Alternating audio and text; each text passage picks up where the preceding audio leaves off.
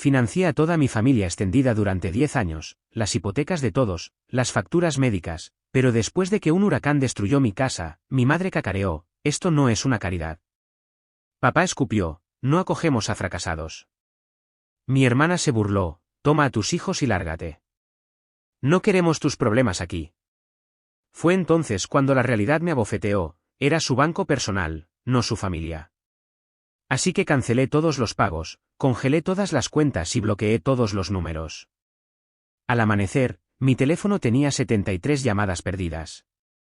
Nunca pensé que estaría escribiendo esta historia, pero aquí estoy, 3 meses después, finalmente lista para compartir lo que sucedió. Me llamo Olivia, y durante 10 años fui el cajero automático familiar. Pensé que estaba siendo generosa, amorosa, comprensiva.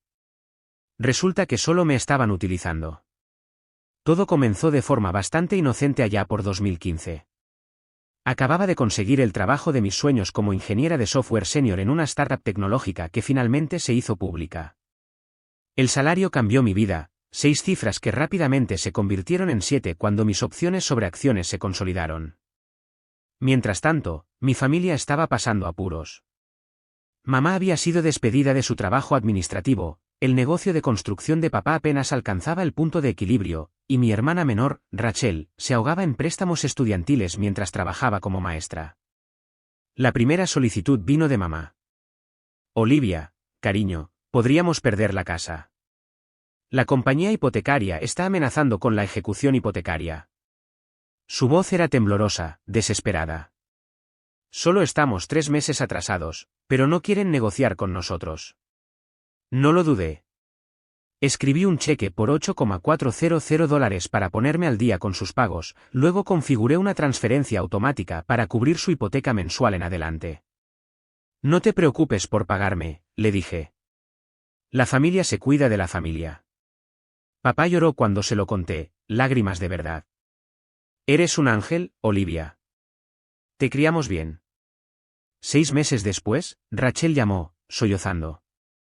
Sus pagos de préstamos estudiantiles la estaban paralizando y no podía pagar el alquiler y los préstamos con el salario de una maestra. Sin pensarlo 2 veces, me hice cargo de sus pagos mensuales de $850 y también comencé a cubrir su alquiler.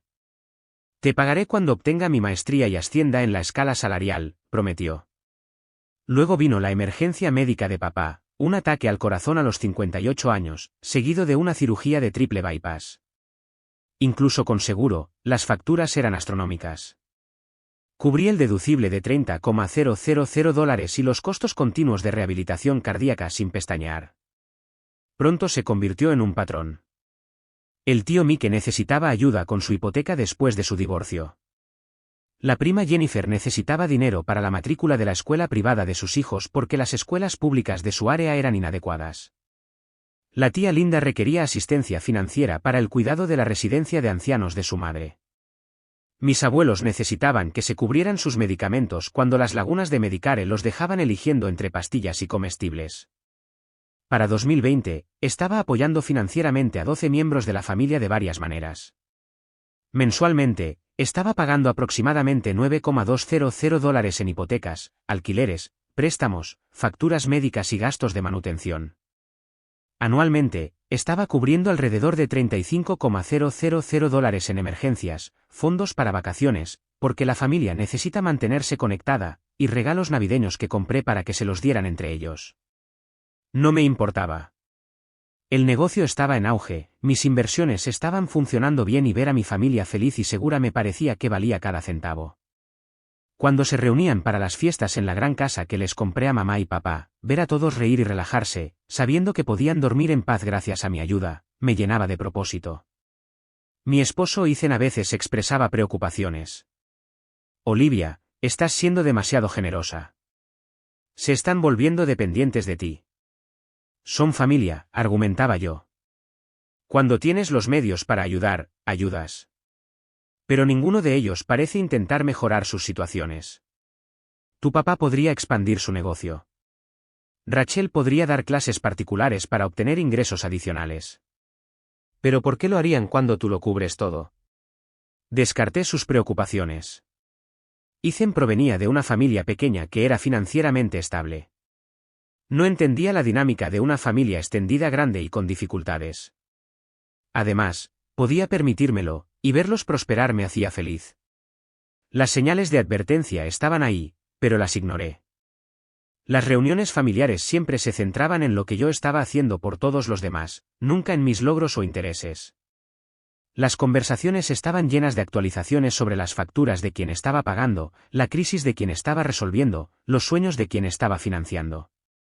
Cuando mencionaba mi trabajo o mostraba entusiasmo por un ascenso, el tema volvía rápidamente a sus necesidades.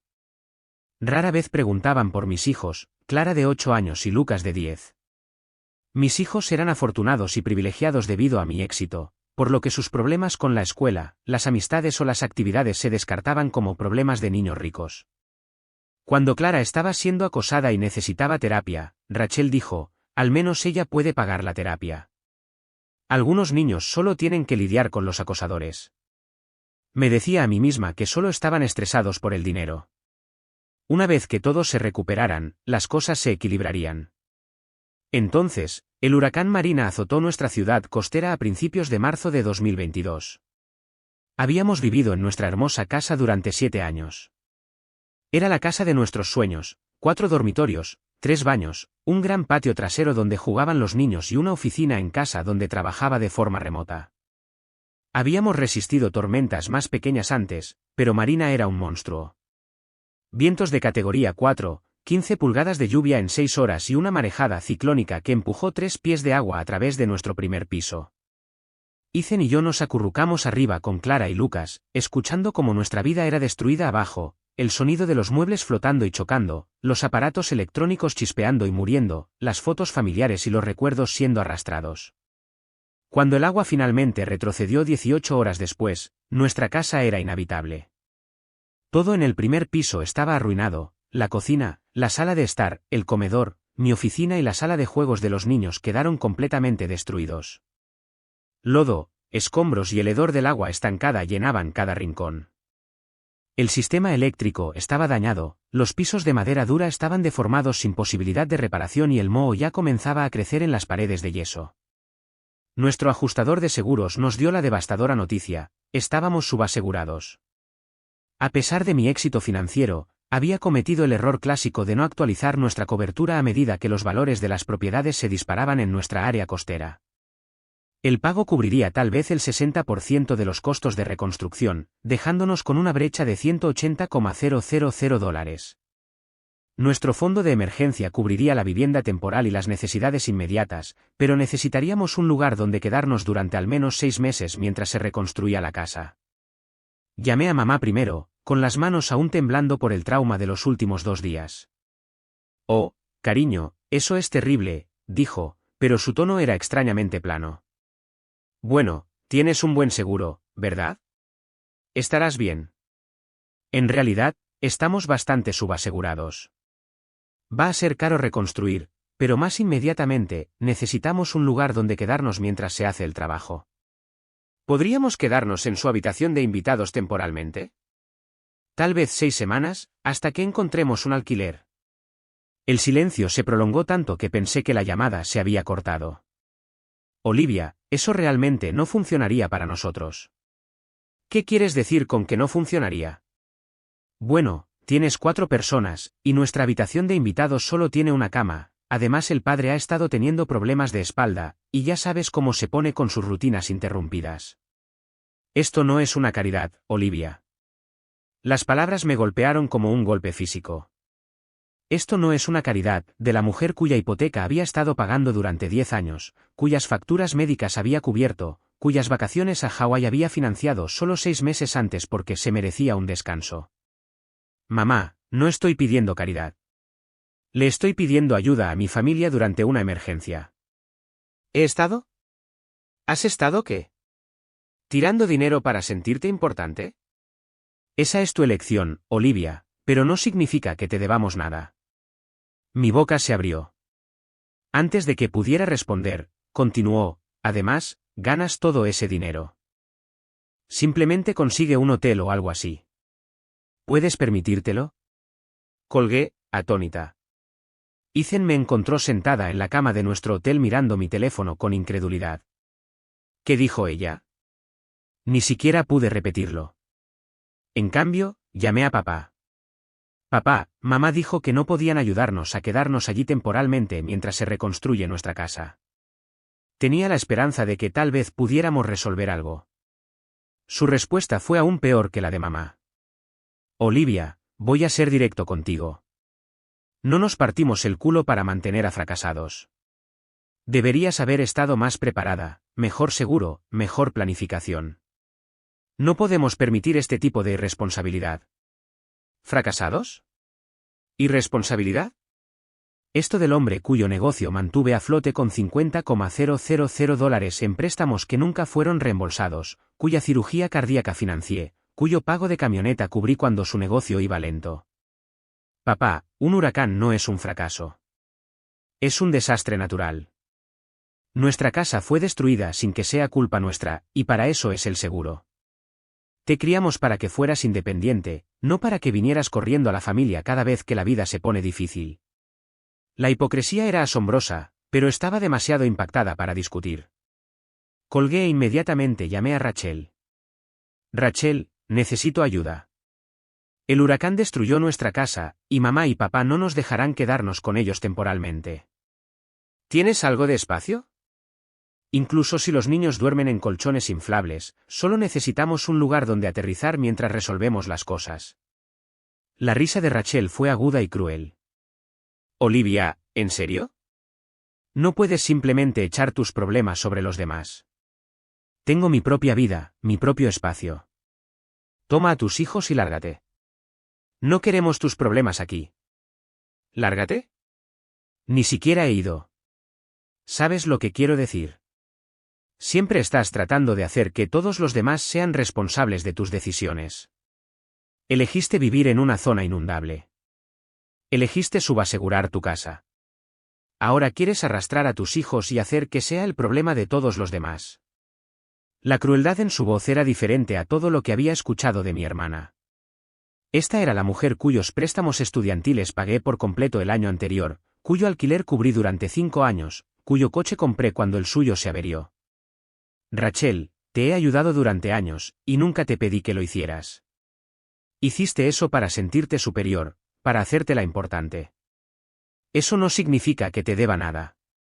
Colgué, con las manos temblando. Ethan me estaba mirando con una mezcla de preocupación y algo que parecía validación. ¿Qué estás pensando?, preguntó suavemente. Estoy pensando que he sido una idiota. Esa noche me quedé despierta en la cama del hotel, escuchando dormir a mis hijos y pensando en los últimos 10 años. ¿Cuántas veces había celebrado sus éxitos con ellos? ¿Cuántas veces habían llamado solo para ver cómo estaba, no porque necesitaran algo? ¿Cuántas veces habían reconocido lo que había hecho por ellos o habían mostrado gratitud genuina en lugar de expectativa? La respuesta fue 0. Pensé en cada reunión familiar donde me trataban como un cajero automático andante en lugar de como una hija, hermana y madre. Cada conversación que se centraba en lo que podía hacer por ellos en lugar de en quién era yo como persona. Cada vez que las necesidades de mis hijos eran desestimadas porque éramos privilegiados, mientras que sus necesidades eran tratadas como emergencias que requerían atención inmediata. Pensé en las palabras de Rachel, toma a tus hijos y lárgate. No queremos tus problemas aquí, como si mis hijos, sus sobrinos, fueran cargas que debían evitarse en lugar de miembros de la familia que merecían amor y apoyo. Por la mañana, tenía claridad. Pasé el día en una biblioteca local con acceso a computadoras, trabajando en mi computadora portátil para acceder a todas mis cuentas financieras. 10 años de apoyar a mi familia habían creado una compleja red de pagos automáticos, acceso a cuentas y enredos financieros. Sistemáticamente, comencé a deshacerlo todo.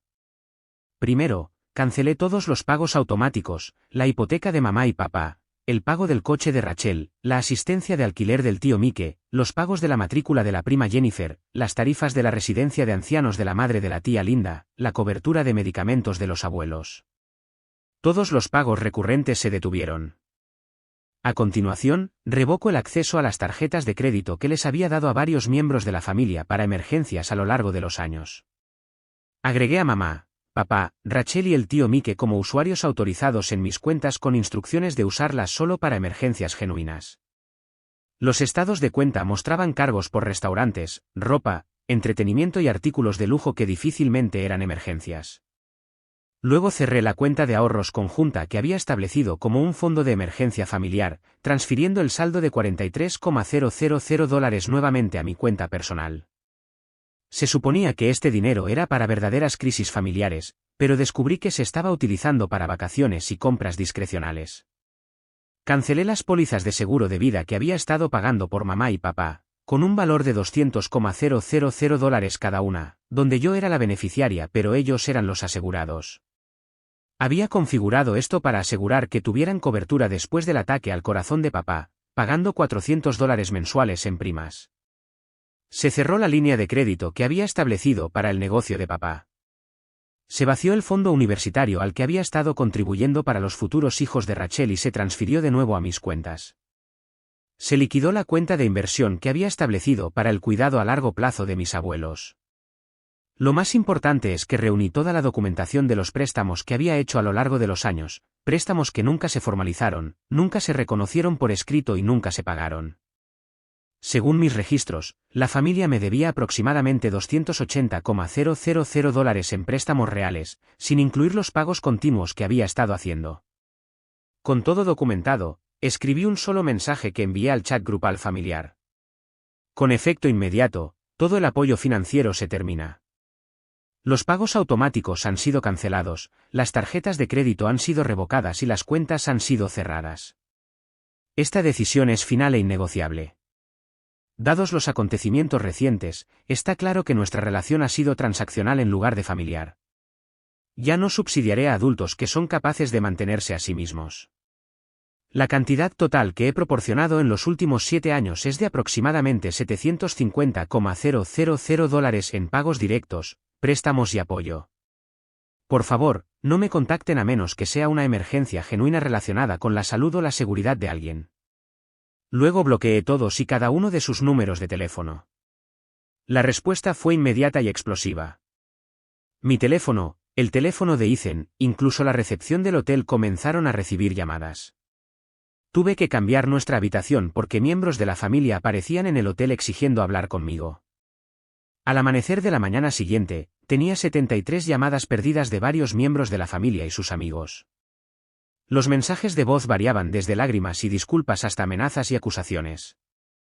Mamá dijo que lo sentía, que había estado estresada y que no había querido decir lo que dijo. Papá dejó mensajes enojados sobre la lealtad y la responsabilidad familiar. Los mensajes de Rachel se volvieron cada vez más desesperados a medida que la realidad de su situación financiera la golpeaba. El tío Mickey apareció en el hotel a las 6 de la mañana, golpeando nuestra puerta. Olivia, no puedes hacer esto. El pago de mi casa vence en 3 días. Hablé a través de la puerta sin abrirla. Entonces probablemente deberías averiguar cómo pagarlo. Esto es una locura. Somos familia. La familia ayuda a la familia. Mike, cuando necesitaba ayuda, ¿dónde estabas? El silencio fue revelador. La prima Jennifer intentó un enfoque diferente, enviando a su hija de 8 años a tocar nuestra puerta con una nota sobre lo confundida y asustada que estaba por la posibilidad de cambiar de escuela. Me sentí terrible por la niña, pero me negué a dejar que la manipulación emocional funcionara. La tía Linda intentó con la culpa, recordándome que el pago de la residencia de ancianos de la abuela vencía y que la echarían a la calle sin mi ayuda. Cuando me puse en contacto directamente con la residencia de ancianos, me enteré de que Medicaid cubriría los costos una vez que completaran el proceso de solicitud y el periodo de espera obligatorio, que podría tardar de 3 a 6 meses, pero que eventualmente proporcionaría cobertura. La respuesta más reveladora vino de Rachel, quien dejó un mensaje de voz que reveló la verdadera naturaleza de nuestra relación. Olivia, estás siendo completamente irrazonable. No puedes simplemente cortarnos así. Tengo obligaciones, compromisos que hice basándome en tu apoyo. No puedes simplemente cambiar de opinión porque estás teniendo una mala semana. Esto va a arruinar mi crédito, mi vida. Nos debes consistencia. No gratitud, no reconocimiento de 10 años de generosidad, sino consistencia en mi papel como su banco personal. Lo que realmente me sorprendió fue lo rápido que surgieron sus verdaderos colores una vez que el dinero dejó de fluir. A los pocos días, Empecé a escuchar historias de amigos y vecinos en común sobre conversaciones que los miembros de mi familia estaban teniendo por la ciudad. Mamá les decía a las personas en el supermercado que estaba pasando por una fase difícil y que había perdido temporalmente la perspectiva debido al trauma del huracán. Se pintó a sí misma como la madre que sufría durante mucho tiempo lidiando con una hija ingrata que estaba castigando a toda la familia por un pequeño desacuerdo. Papá les decía a sus amigos de la construcción que estaba siendo dramática y vengativa, y que me había criado mejor que esto. Afirmó que se había ofrecido a ayudar con los daños del huracán, pero yo era demasiado orgullosa para aceptarlo. La ironía no se me escapó, el hombre que me había llamado fracasada ahora afirmaba que había ofrecido ayuda que nunca se materializó. Pero el enfoque de Rachel fue el más manipulador. Comenzó una campaña en las redes sociales que fue sutil pero efectiva. Publicaciones sobre la lealtad familiar en tiempos difíciles y citas sobre el perdón siendo divino inundaron su página de Facebook. Compartió artículos sobre cómo los desastres naturales pueden causar cambios temporales en la personalidad y cómo las familias necesitan mantenerse fuertes juntas durante una crisis. Cualquiera que leyera sus publicaciones asumiría que era víctima del comportamiento irrazonable de otra persona. La parte más exasperante fue una publicación que hizo sobre niños atrapados en medio de conflictos de adultos, acompañada de una foto de Clara y Lucas de la Navidad anterior. La sección de comentarios se llenó de amigos preocupados preguntando si los niños estaban bien, y las respuestas de Rachel fueron magistralmente elaboradas para implicar que de alguna manera estaba poniendo a mis hijos en riesgo con mi comportamiento errático. Cuando Ethan me mostró la publicación, casi pierdo la compostura por completo. Está usando a nuestros hijos como apalancamiento emocional en las redes sociales. ¿Deberíamos responder? ¿Aclarar las cosas? No. Cualquiera que nos conozca lo suficientemente bien como para que importe ya sabe la verdad. Deja que cabe su propio agujero. Esa decisión resultó sabia cuando varios de los colegas maestros de Rachel comenzaron a hacer preguntas directas. Una de ellas, Amanda, había estado en eventos escolares con Rachel a lo largo de los años y recordaba conversaciones donde Rachel había mencionado que su hermana la ayudaba con algunos gastos. Cuando el estilo de vida de Rachel cambió drásticamente, trabajando repentinamente los fines de semana, conduciendo un coche más antiguo, mudándose a un apartamento más pequeño, Amanda ató cabos. Rachel, dijo Amanda durante el almuerzo un día, estoy confundida sobre algo. Mencionaste antes que tu hermana te ayudó financieramente, pero ahora estás publicando sobre la lealtad y el perdón familiar. ¿Pasó algo entre ustedes dos? La respuesta de Rachel, según Amanda, quien me llamó más tarde, fue reveladora. Olivia piensa que solo porque hizo algunos préstamos a lo largo de los años, nos posee. Está tratando de controlar a toda la familia financieramente. ¿Algunos préstamos, Rachel? Me dijiste que ella pagó tus préstamos estudiantiles por completo y cubrió tu alquiler durante años. Bueno, sí, pero nunca le pedí que hiciera eso. Ella se ofreció, ¿y ahora la estás llamando controladora por detenerse? Aparentemente, la conversación terminó con Rachel poniéndose a la defensiva y cambiando de tema, pero Amanda no se dejó engañar. Se puso en contacto conmigo directamente. Olivia, no sé qué pasó entre tú y Rachel, pero quería que supieras que algunos de nosotros vemos a través de su campaña en las redes sociales. Si alguna vez quieres hablar, estoy aquí. Estos controles de la realidad de personas ajenas me ayudaron a darme cuenta de que no me estaba volviendo loca. Las personas que observaban la dinámica de nuestra familia desde el exterior podían ver lo que había estado ciega durante años, la naturaleza unilateral de nuestras relaciones y el derecho que se había desarrollado con el tiempo.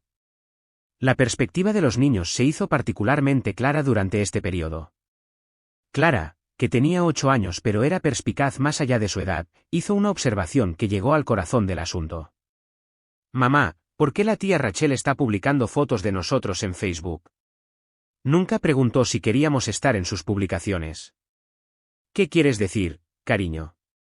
Ella puso esa foto nuestra de Navidad, pero ni siquiera habló mucho con nosotros ese día. Estaba principalmente en su teléfono o hablando con la abuela sobre cosas de dinero. Lucas, que tenía 10 años y siempre había sido sensible a la dinámica familiar, añadió su propia visión. Recuerdo ese día. La tía Rachel estaba molesta porque dijiste que no ibas a pagar sus vacaciones a México. Dijo que estabas siendo egoísta, pero luego abrió todos esos regalos que le compraste. Los niños habían estado absorbiendo más de lo que me daba cuenta. Habían presenciado años de reuniones familiares donde las conversaciones se centraban en solicitudes financieras, donde su tía y sus abuelos mostraban más interés en lo que yo podía proporcionar que en quienes eran como personas. ¿Están tristes de que no los veamos tanto?, pregunté, genuinamente preocupada por cómo la disputa familiar los estaba afectando. Clara se encogió de hombros. En realidad no. Nunca nos preguntaron sobre la escuela o nuestros amigos de todos modos. Solo hablaban de cosas de dinero de adultos. Lucas asintió con la cabeza. Y siempre decían que teníamos suerte porque tienes un buen trabajo, pero nunca decían que éramos inteligentes o divertidos o algo sobre nosotros. Sus observaciones me sorprendieron porque eran precisas. Mi familia nunca se había comprometido realmente con mis hijos como individuos. El talento artístico de Clara, el amor de Lucas por la ciencia, sus logros escolares, sus amistades, nada de esto había sido nunca tema de conversación en las reuniones familiares. Los niños fueron reconocidos como afortunados debido a mi éxito financiero, pero nunca celebrados por sus propias cualidades y logros. Esta realización me llevó a examinar otros aspectos de cómo mi familia había tratado no solo a mí, sino a toda mi unidad familiar inmediata. Ethan, a pesar de estar casado conmigo durante 12 años, siempre había sido algo así como un forastero en las reuniones familiares. Sus opiniones rara vez se buscaban, sus logros profesionales se reconocían mínimamente y sus preocupaciones sobre la situación financiera de nuestra familia habían sido desestimadas como que él era controlador o no entendía la dinámica familiar. Empecé a prestar atención a cómo trataban a Ethan durante las pocas interacciones familiares que ocurrieron después de que corté el apoyo financiero. Cuando papá apareció en nuestra casa de alquiler, apenas reconoció la presencia de Ethan. Cuando mamá llamó, pidió hablar conmigo directamente y pareció molesta cuando Ethan contestó el teléfono.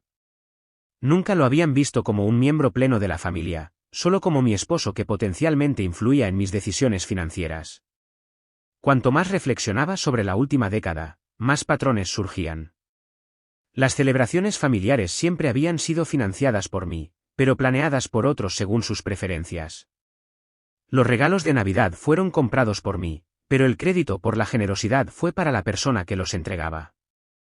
Las vacaciones familiares que pagué fueron organizadas en torno a los horarios y preferencias de todos los demás, con poca consideración por lo que Ethan y yo o nuestros hijos podríamos querer hacer. Incluso el momento de las solicitudes financieras seguía patrones diseñados para maximizar mi probabilidad de decir que sí. Las solicitudes siempre llegaban en momentos en los que yo era emocionalmente vulnerable o particularmente feliz. Después de recibir un ascenso, alguien necesitaba ayuda con un gasto importante. Durante las vacaciones, cuando me sentía generosa y orientada a la familia, alguien tenía una crisis que requería una intervención financiera inmediata. Mamá se había vuelto particularmente hábil en esta manipulación. Llamaba después de saber que había tenido un buen día en el trabajo o cuando había visto publicaciones en redes sociales sobre mi familia haciendo algo divertido. La conversación comenzaba con un interés aparentemente genuino en mi vida, luego gradualmente cambiaba a su última preocupación financiera. Mirando hacia atrás, no podía recordar una sola conversación con ella en los últimos 5 años que no hubiera incluido alguna mención de dinero, facturas o estrés financiero. La manipulación se hizo aún más obvia cuando empecé a documentar la línea de tiempo de las solicitudes versus las necesidades reales de mi familia. Las solicitudes de emergencia de Rachel a menudo coincidían con cosas que ella quería en lugar de emergencias reales. El mes que necesitó ayuda con el pago de su coche porque estaba inesperadamente corta de dinero, más tarde supe que había gastado $800 en un viaje de fin de semana a un spa con amigas. La asistencia hipotecaria del tío Mike se solicitó la misma semana que compró una motocicleta de $3,000 para transportarse. Aún más revelador fue lo que sucedió cuando traté de sugerir alternativas a la asistencia financiera. Cuando Rachel se quejó de los pagos de sus préstamos estudiantiles, me ofrecí a ayudarla a crear un presupuesto o a investigar opciones de pago basadas en los ingresos. Ella descartó estas sugerencias como demasiado complicadas e insistió en que el pago directo era la única solución. Cuando el negocio de papá estaba en dificultades, le sugerí que contratara a un consultor de negocios o que investigara préstamos para pequeñas empresas. Él rechazó estas ideas por considerarlas innecesarias cuando tenía una hija que simplemente podía ayudar temporalmente. Ninguno de ellos quería consejos, conexiones o asistencia para volverse más independiente financieramente. Querían dinero, y querían que continuara indefinidamente, sin preguntas ni condiciones. El costo psicológico de ser el cajero automático de la familia había sido enorme, pero no lo había reconocido en ese momento. Pensé que el estrés constante era solo parte de ser un miembro de la familia responsable y cariñoso.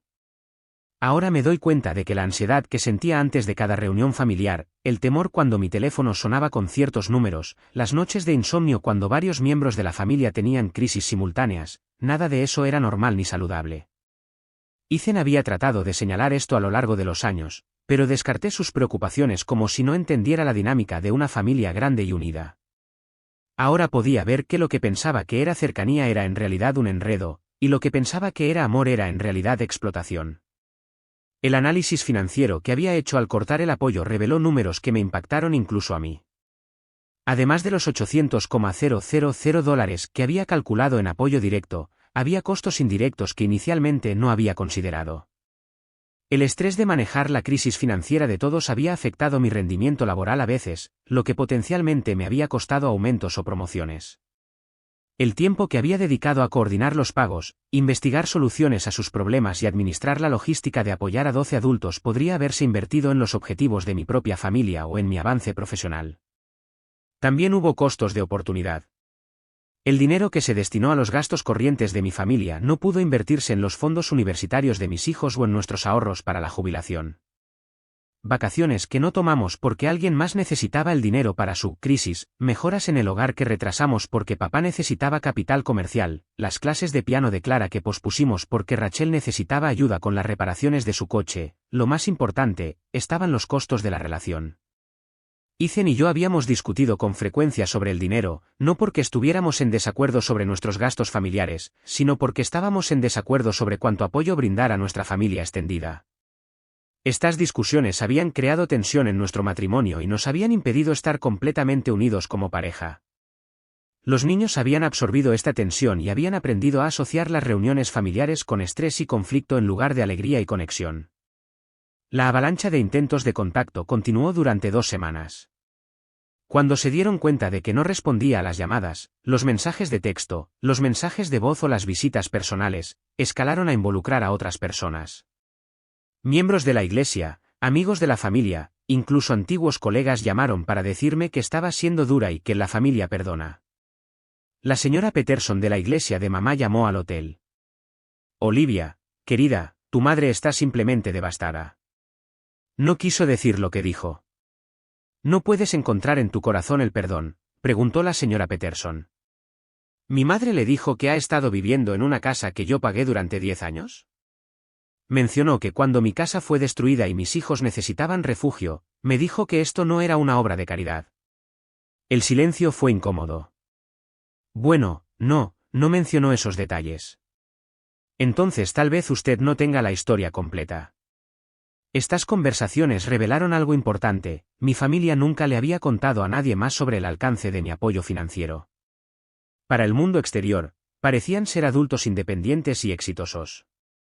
La narrativa que construyeron era que yo era una especie de hija egoísta haciendo un berrinche, no una mujer que había estado manteniendo económicamente a 12 adultos mientras era rechazada en mi momento de necesidad. 3 meses después de que corté el apoyo, papá apareció en mi casa de alquiler temporal. Finalmente encontramos un lugar para quedarnos mientras nuestra casa era reconstruida, y de alguna manera rastreó la dirección. Olivia, necesitamos hablar, me habló a través del timbre Ring. No hay nada de qué hablar, papá. Vamos, abre la puerta. Soy tu padre. También eres el hombre que me llamó fracasada y dijo que no recibe a los fracasados. Sus hombros se hundieron. Estaba estresado, cariño. Sabes que no quise decir eso. Lo que sé es que durante 7 años he mantenido a esta familia económicamente. He pagado tu hipoteca, tus facturas médicas, cubierto emergencias, financiado vacaciones y básicamente subsidiado todo tu estilo de vida.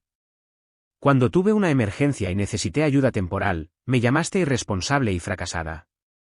Podemos resolver esto. Vamos, solo abre la puerta, hija. En 7 años de que yo los apoyara, ¿cuántas veces se preocuparon por mi bienestar? ¿Cuántas veces preguntaron por el estrés de mi trabajo, las necesidades de mis hijos o mi matrimonio? ¿Cuántas veces expresaron gratitud genuina en lugar de simplemente tomar el dinero y pedir más? Se quedó callado por un largo momento. Apreciamos todo. ¿Lo hicieron? Porque sus acciones cuando necesité ayuda sugirieron lo contrario. Olivia, lo siento. Todos lo sentimos. Pero no puedes simplemente abandonar a la familia. Yo no abandoné a la familia, papá. La familia me abandonó a mí. 2 meses después, las consecuencias se estaban volviendo claras. Mamá y papá estaban vendiendo su casa, incapaces de pagar los pagos de la hipoteca. Se habían mudado con Rachel temporalmente, creando tensión en su pequeño apartamento ya que ella ya no podía pagar su alquiler sin mi ayuda.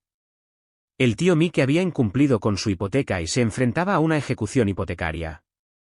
Los hijos de la prima Jennifer habían regresado a la escuela pública, y ella estaba furiosa por la interrupción de su educación. La madre de la tía Linda había sido trasladada a la residencia de ancianos de Medicaid, que en realidad era más agradable que la privada que yo había estado financiando. Rachel había tomado un segundo trabajo como camarera los fines de semana, algo que siempre había afirmado que estaba por debajo de ella cuando le sugerí que complementara sus ingresos antes. Papá estaba buscando activamente contratos de construcción en lugar de esperar a que le llegaran. Mamá había conseguido un trabajo en una tienda minorista local. En otras palabras, todos estaban haciendo lo que hacen los adultos financieramente responsables cuando necesitan dinero, lo estaban ganando. El desarrollo más sorprendente vino de mis abuelos. El abuelo llamó una noche, y su número no estaba bloqueado porque nunca había sido exigente ni manipulador. Olivia, cariño, quiero que sepas que la abuela y yo nunca te pedimos que pagaras nuestros medicamentos. Lo sé, abuelo. Me ofrecí porque quería ayudar. Y lo apreciamos. Realmente lo hicimos. Pero nos las arreglamos antes, y nos las estamos arreglando ahora. Lo que tus padres y tu hermana te hicieron estuvo mal, y se lo dijimos. Gracias por decir eso. También queremos que sepas que hemos estado hablando con Clara y Lucas en videollamadas.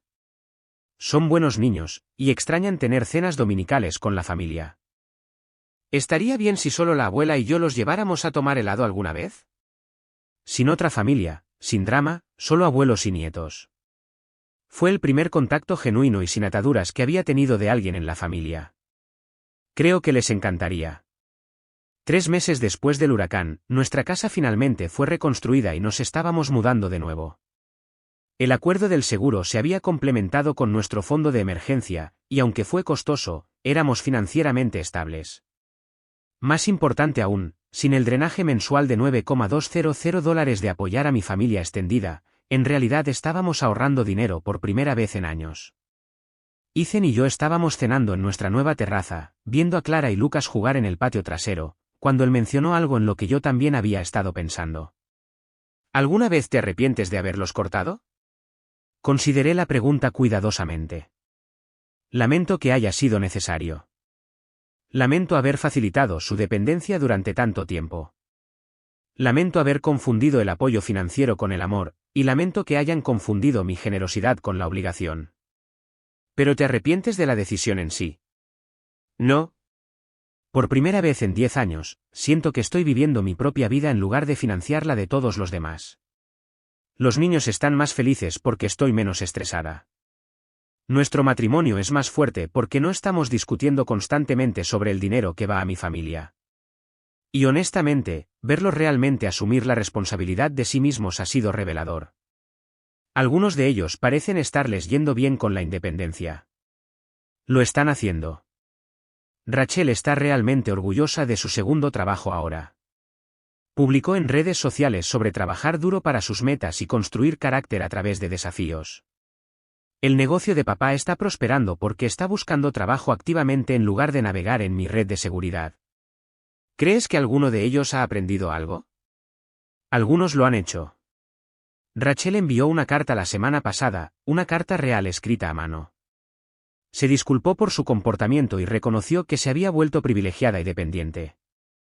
No pidió dinero ni ayuda, solo dijo que lo sentía y esperaba que pudiéramos reconstruir nuestra relación eventualmente. Eso es algo. Lo es. También es la única que ha reconocido lo que hice por ella a lo largo de los años o ha asumido la responsabilidad de su reacción cuando necesité ayuda. ¿Qué hay de tus padres? Mamá llama a los niños ocasionalmente, lo cual es agradable, pero ella y papá todavía están enfocados en su propio estrés financiero. La última conversación que tuve con mamá, pasó 20 minutos quejándose de tener que trabajar en el comercio minorista como si de alguna manera fuera mi culpa que tenga que mantenerse a sí misma a los 62 años. ¿Crees que alguna vez reanudarás una relación con ellos? Tal vez algún día, si pueden aprender a verme como una hija en lugar de una cuenta bancaria. Pero tendría que ser una relación muy diferente a la que teníamos antes. Esa noche, Clara me hizo una pregunta que puso todo en perspectiva. Mamá, ¿estás triste porque ya no vemos tanto a la abuela y al abuelo? A veces, cariño. Extraño partes de cómo solían ser las cosas. Pero pareces más feliz ahora.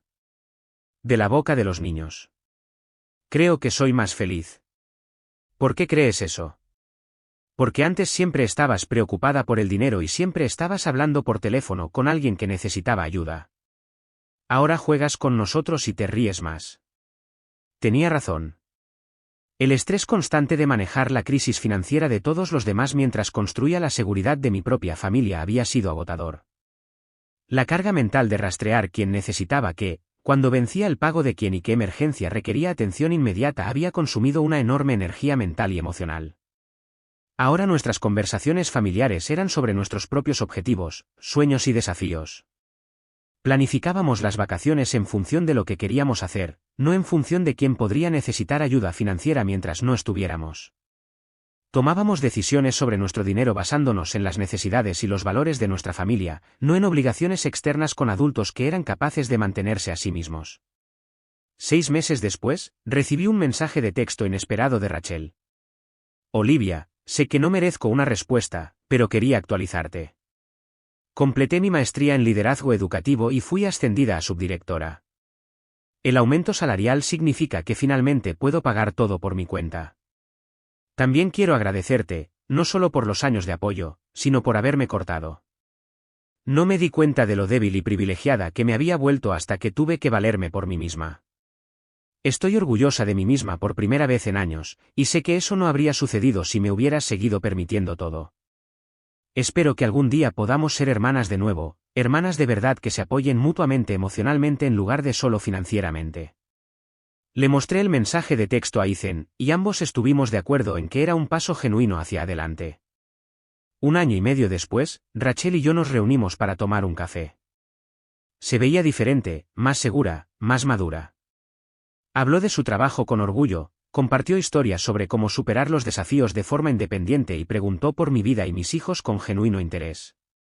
Necesito preguntarte algo, dijo cerca del final de nuestra conversación. Está bien. ¿Cuánto tiempo nos estuviste apoyando económicamente a todos? Quiero decir, yo sabía lo mío, pero estoy empezando a darme cuenta de que era mucho más grande que eso. Alrededor de 7 años, y era la mayor parte de la familia extendida. ¿Cuánto?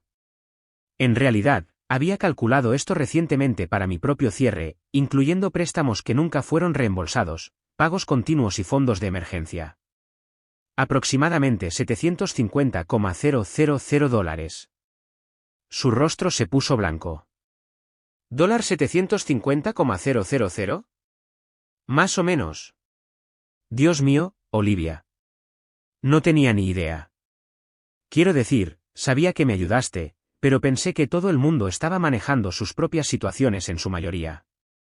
Ese era un poco el punto. Todos podían mantener su dignidad y privacidad, pero nos aprovechamos de eso. Nos aprovechamos de ti. Sus ojos se llenaron de lágrimas. Te llamé egoísta cuando estabas literalmente apoyando todo mi estilo de vida. Te dije que sacaras a tus hijos y te fueras cuando has estado pagando mi alquiler durante 5 años. Estabas asustada y estresada.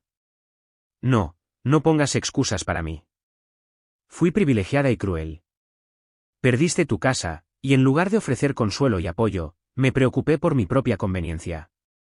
Esta conversación fue el comienzo de la reconstrucción de nuestra relación, pero fue fundamentalmente diferente de antes. Rachel nunca pidió dinero ni ayuda. En cambio, ofreció apoyo cuando lo necesitaba. Cuando Clara se rompió el brazo y yo estaba estresada por compaginar el trabajo y las citas médicas, Rachel se tomó días personales para ayudar con el cuidado de los niños. Cuando estaba abrumada con la fecha límite de un proyecto, trajo la cena y ayudó a los niños con la tarea. Mamá y papá tardaron más en reaccionar. Pasaron casi 18 meses antes de que papá llamara con algo más que quejas financieras o viajes de culpa. Olivia, te debo una disculpa. Una de verdad. Está bien. He estado pensando y haciendo algunos cálculos. Descubrí lo que estabas gastando en todos nosotros cada mes, y cariño, me avergüenzo de mí mismo. Papá. No, déjame terminar. Estabas apoyando a 12 adultos, y todos simplemente lo dimos por sentado. Te tratamos como nuestro banco personal en lugar de nuestra hija y hermana. Y cuando necesitaste ayuda, nos volvimos de espaldas a ti. Aprecio que digas eso. También quiero que sepas que tu madre y yo estamos bien.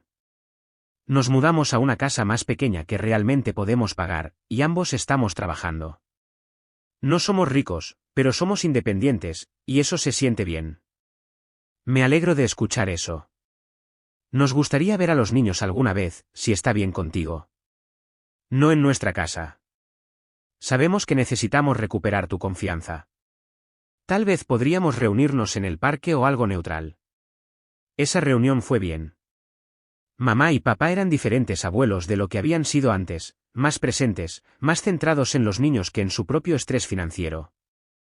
Clara y Lucas fueron cautelosos al principio, pero recordaban a los abuelos que habían jugado con ellos antes de que el dinero se convirtiera en el centro de cada interacción familiar. Ahora, 3 años después del huracán, puedo decir honestamente que cortar el apoyo financiero fue la mejor decisión que he tomado para mis relaciones familiares. Las personas que realmente se preocupaban por mí como persona encontraron formas de reconstruir nuestras relaciones basadas en el respeto mutuo y el afecto genuino. Las personas que solo me valoraban por mi dinero, bueno, todavía están enojadas, pero eso me dice todo lo que necesito saber sobre lo que significaba para ellos. Mi matrimonio es más fuerte porque Ethan y yo finalmente somos socios financieros, trabajando para lograr objetivos compartidos en lugar de que me arrastren en 12 direcciones diferentes por obligaciones externas.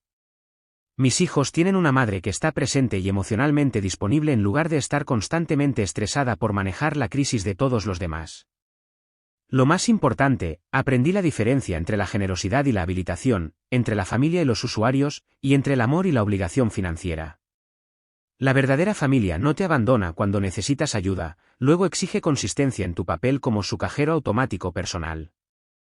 Las 73 llamadas perdidas en esa primera noche con un sonido de pánico de personas que habían confundido mi generosidad con su derecho, el silencio ahora es el sonido de la paz de una mujer que finalmente aprendió que no se puede comprar el amor y el respeto genuinos, y no debería tener que hacerlo.